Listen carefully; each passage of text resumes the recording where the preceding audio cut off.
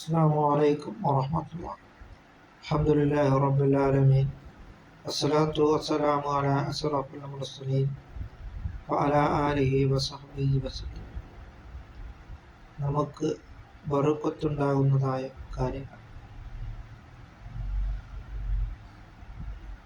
ഇഖ്റഉൽ ഖുർആന, നിങ്ങൾ ഖുർആനിനെ ഓതുവിൻ, അപ്പോൾ നിങ്ങൾക്ക് ബറക്കത്തുണ്ടാകുന്നതാണ് എന്നാണ് സയ്യിദുനാ റസൂൽ കരീം സ്വല്ലല്ലാഹു അലൈഹി വസല്ലം തങ്ങൾ പറഞ്ഞിട്ടുള്ളത്.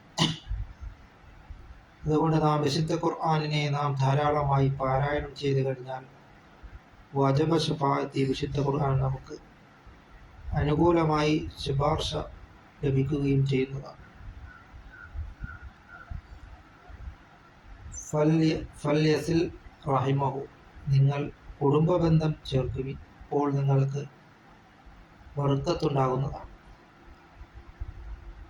അപ്പോൾ അങ്ങോട്ടും ഇങ്ങോട്ടും ബന്ധം ചേർത്ത് കഴിഞ്ഞാൽ അത് ബർക്കത്തുണ്ടാകുന്നതാണ്.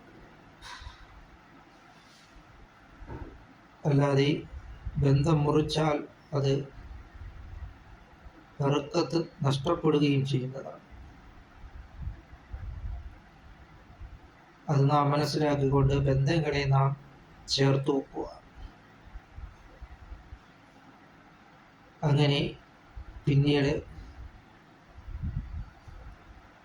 നിങ്ങൾ സലാമിനെ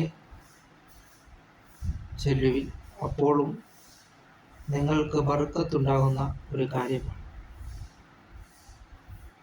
കണ്ടാൽ അസ്സലാമു അലൈക്കും വറഹ്മത്തുള്ളാഹി വബറകാതുഹു എന്ന് പറഞ്ഞാൽ